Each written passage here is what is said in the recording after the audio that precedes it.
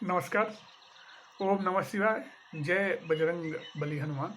तो आज बाबा गोपालपुरिया बात करेंगे महान योगी देवरहा बाबा की। और मैं अपनी बात शुरू करूं उससे पहले आपको बता दूं कि मैं उसी ज़िले का रहने वाला हूं जिस ज़िले को, जिस क्षेत्र को योगी राज देवरहा बाबा ने अपनी कर्म स्थली, अपनी तपोभूमि बनाई थी। तो मैं बहुत कुछ ऐसी बातें अपने गांव जवार में, ज़िले में सुन रखी है जो बहुत ही अद्भुत और विलक्षण है, और इस महान संत के लीला को, के महान कार्यों को उजागर करती है। आपको एक चीज़ बताता हूँ। बहुत पहले एक बार एक पत्रकार ने ना देवरहा बाबा से पूछा था कि बाबा, अयोध्या में भगवान राम का मंदिर कब बनेगा? तो देवरहा बाबा एकदम शांत मन से बोले थे वो पत्रकार महोदय को कि सुन बच्चा, अयोध्या में भगवान राम का मंदिर निर्विघ्न निर्विघ्न रूप से पूरा होगा और बनेगा, इसमें कोई दो राय नहीं है। लेकिन अभी हम लोगों को ना थोड़ा सा सही समय का, उचित समय का इंतजार करना होगा।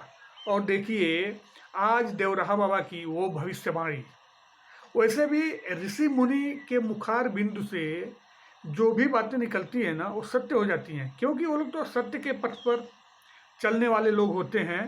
तो मतलब कि उनकी बात गलत कैसे हो सकती है? तो और आज आप देखिए, अयोध्या में भगवान श्री राम के भव्य मंदिर के लिए भूमि पूजन भी हमारे माननीय मोदी जी द्वारा कर दिया गया है।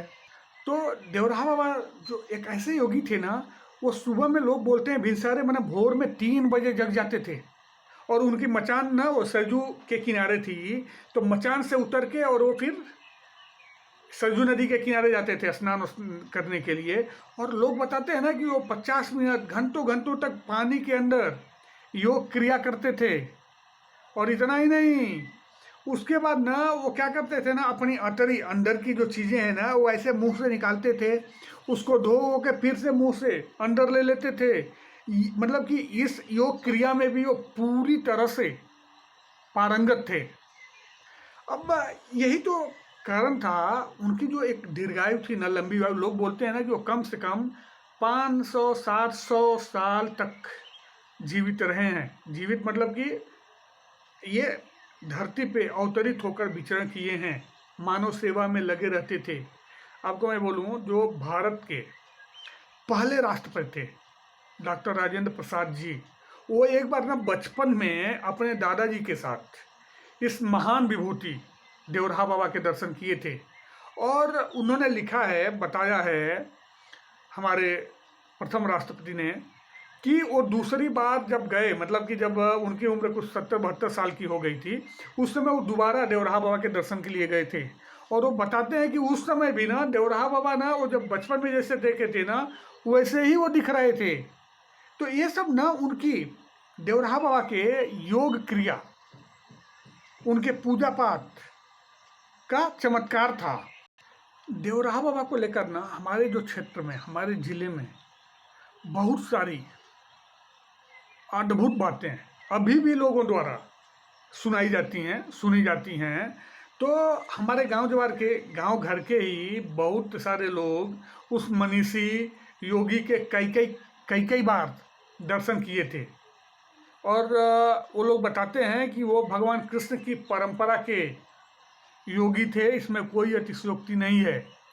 इतना ही नहीं, कई सारे विद्वान और ऋषि जो हैं आज के समय में महान संत या देवरहा बाबा के परम भक्त, उनका मानना है ना कि ब्रह्मलीन होने के बाद भी अभी जो बाबा है ना देवरहा बाबा, वो परमात्मा में विलीन नहीं हुए हैं। आजकल वो हिमालय में जो एक ऋषि मुनियों की जगह मानी जाती है ना, जहाँ ऋषि मुनि समाधि में लीन रहते हैं, पूजा पाठ करते हैं, जिसे सिद्धाश्रम भी कहा जाता है, वहीं अभी भी वो विराज रहे हैं आजकल। आप लोगों ने महर्षि पातंजलि द्वारा जो प्रतिपादित अष्टांग योग है ना, अष्टांग योग, उसके बारे में सुना होगा। और देवरहा बाबा इस योग में ना पूरी तरह से पारंगत थे। आज देवरहा बाबा मतलब सशरीर हम लोगों के बीच में नहीं हैं, लेकिन आज भी उनके भक्त जब उनको याद करते हैं, जो उनके पक्के भक्त हैं, मतलब एकदम जो सरल हृदय भक्त हैं उनके, तो देवराहा बाबा उनके लिए, उनके सामने हैं, मतलब कि प्रकट हो जाते हैं और अपना दर्शन उनको देते रहते हैं। ये भी एक बहुत ही अद्भुत माना जाता है, अद्भुत बात है कि देवराहा बाबा मंगलवार 19 जून को 1990 को, जिस दिन योगिनी एकादशी थी, वे ब्रह्म में लीन हो गए थे। तो ये भी हमारे वहाँ एक चमत्कार के रूप में देखा जाता है। और सुनिए, जब ना वो पत्रकार उनसे ना आयु के बारे में भी पूछते रहते थे कि बाबा आपकी आयु क्या है, आप कितने वर्ष के हैं, तो बहुत हंसते थे और बोलते थे बच्चा ब्रह्मलीन। और भी मतलब कि कुछ प्रश्न पूछते थे ना, तो बाबा बहुत ही सरल हृदय थे, वो कभी गुस्सा नहीं करते थे।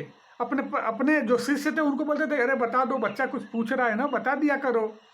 तो कुछ पत्रकार ना उनके आवाज़ को लेके, उनके चमत्कार को लेकर कुछ पूछते थे, तो देवराहा बाबा थोड़े गंभीर होकर लेकिन मुस्कुराते हुए क्या बोलते हैं, अरे बच्चा ये भी कोई प्रश्न है, कुछ काम का ढंग का प्रश्न पूछो ना, कुछ योग के बारे में पूछो, कुछ मानव कल्याण के बारे में पूछो, ये कब जन्म हुआ, बाबा कहाँ से आए, ये सब क्या ये कोई प्रश्न है।